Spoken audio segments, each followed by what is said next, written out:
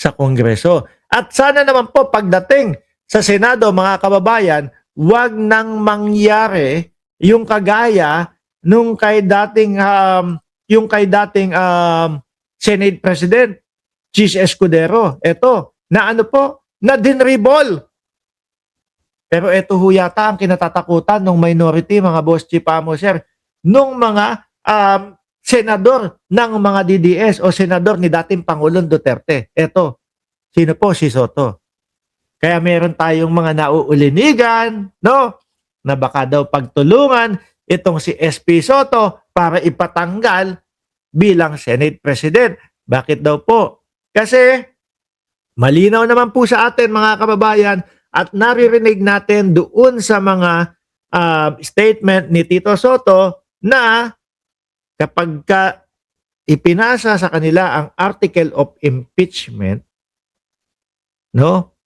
At kung ano ang ibig sabihin sa kanya ng fourth bid, ay the following day, ay agad-agad na mauumpisahan ng impeachment, no? Kaya wag po kayong magtaka kung may marinig kayong mga kudeta-kudeta na ang gagawin ay ipatanggal itong si Tito Soto, no? Kapag kaganyan, ay nako, mukhang dapat nga talaga i-abolish na lang ang Congress at ang Senado. Di ba? Kapag kaganyan, itanggalin na lang yung Senado ho, mga kababayan. Bakit?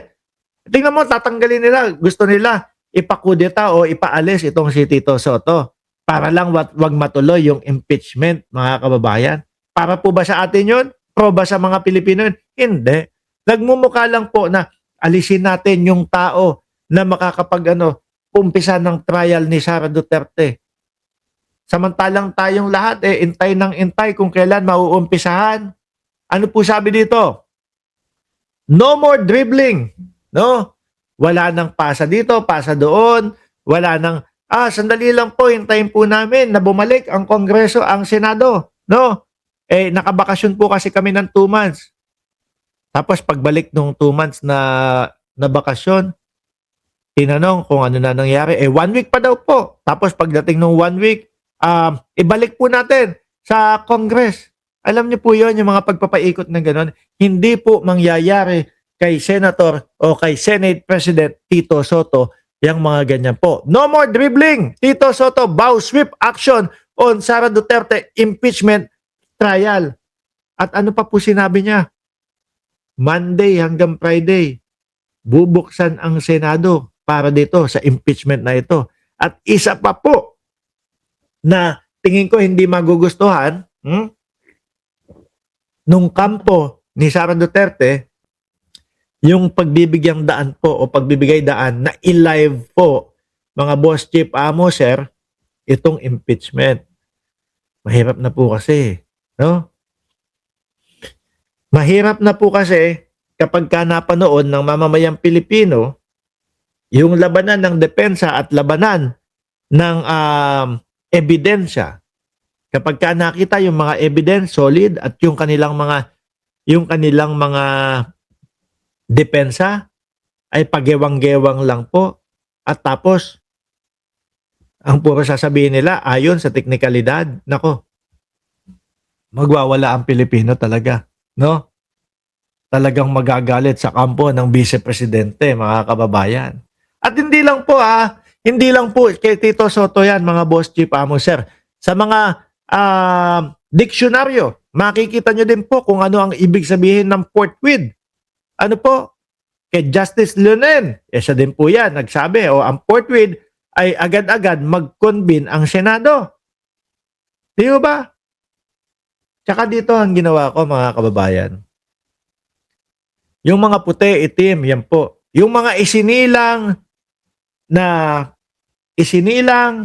ang lengguwahe na alam nila ay English, mga bossing. Ano po? Tinanong ko, ano ang ibig sabihin sa inyo nitong forthwith na ito? Agad-agad. Dali-dali. Walang makapipigil. Yun po yung mga sinabi sa akin.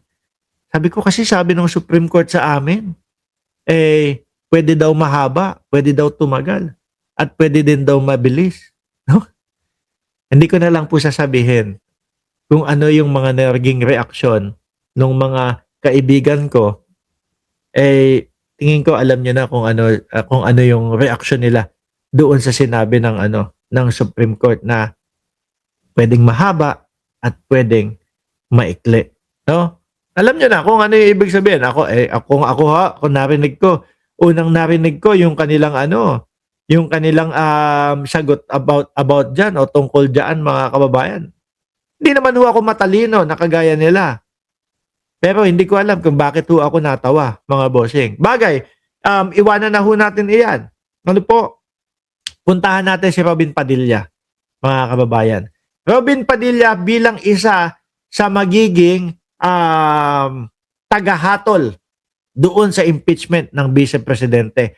Pakinggan po natin yung kanyang mga sasabihin, mga kababayan. Ang sabi ni SP, maglalagay siya ng tagapagsalita. Mhm. Kung gusto niya ng mabilisan, kanya na yun. Diba? Kung gusto niya talaga ng... Kasi nagdesisyon na yung Supreme Court yan, di ba? Na sinasabi, tama naman yung ginawa ni SP Cheese. Oh, ayan. Siyempre, typical ho sa mga DDS. Yan yung mga sasabihin nila, no? Tama naman yung sinabi o ginawa ni SP Cheese, yung dribble-dribble, pabalik-balik, no? Yung patagal. Di ba? Siyempre, kakapitan. Kakapitan ng mga DDS yan. Kaya ho, laging lumalakas yung sinasabi ng mamamayang Pilipino. Huwag na nating mamamayang Pilipino, majority ng mga Pilipino na kaya namang ganyan yung mga yan. Kasi appointee ni dating Pangulong Duterte, iyang mga yan. Ngayon, minsan, napapaisip ho tayo. Ano ba to? Nagbabayad utang na ba itong mga nandoon? No?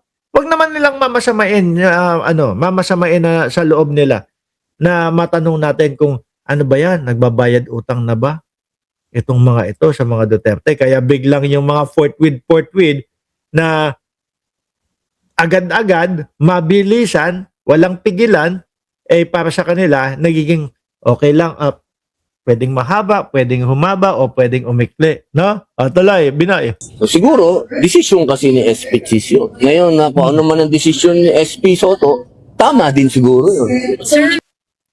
Tingin ko mas magiging tama, Boss Binoy. Kasi miski tingnan mo, silipin mo, tingnan mo yung Webster Dictionary at kung ano ang mga dictionary, magtanong ka sa mga kaibigan mo. Wag lang DDS, ha?